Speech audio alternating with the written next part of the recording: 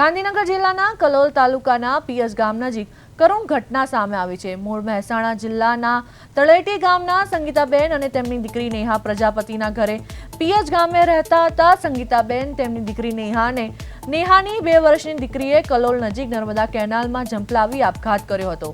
ઘટનાની જાણ થતાં કલોલ પોલીસ તાત્કાલિક સ્થળ પર પહોંચી હતી અને ત્રણેયના મૃતદેહનો કબજો લઈ વધુ તપાસ શરૂ કરી છે। તપાસ દરમિયાન જાણવા મળ્યું છે કે નેહા પ્રજાપતિએ આપઘાત પહેલા પોતાના વોટ્સએપ પર સ્ટેટસમાં એક નોંધ મૂકી હતી, જેમાં ધરતી નામની વ્યક્તિના કારણે આ પગલું ભર્યાનો ઉલ્લેખ કરવામાં આવ્યો હોવાનું સામે આવ્યું છે।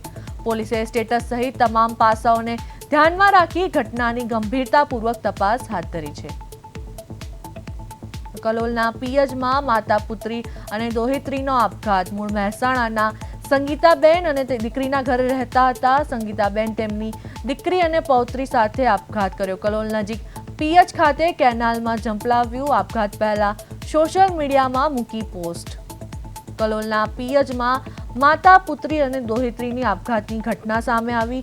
સંગીતાબેન તેમની દીકરી અને પૌત્રીનો આપઘાત। કલોલ નજીક પીએચ ખાતે કેનાલમાં ઝંપલાવ્યું। આપઘાત પહેલા સોશિયલ મીડિયામાં મૂકી પોસ્ટ। ધરતી નામની વ્યક્તિના કારણે પગલું ભર્યાનો આક્ષેપ।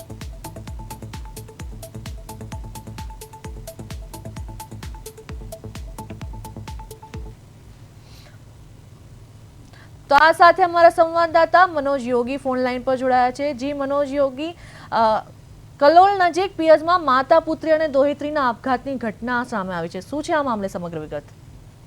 જી, વાત કરવામાં આવે છે કે મહેસાણા તાલુકાનું તળેટી ગામ છે, તેમજ સંગીતા નામની દીકરી છે અને કલોલ પીએચ ખાતે રહેતા હતા અને જે નાની સંગીતા તેની દીકરી સાથે નેહા અને નેહાની બીજી એક નાની બહેન છે તેને લઈને જે કડી જે કેનાલ છે ત્યાં આગળ ઝંપલાવ્યું તો કલોલ નજીક પીએચ જે નર્મદા કેનાલ ખાતે ગયા હતા અને ત્યાં આગળ જે ત્રણ છે માતા પુત્રી ત્યાં આગળ ઝંપલાવ્યું હતું। જી તો જી મનોજ, સમગ્ર માહિતી આપવા બદલ આપનો આભાર।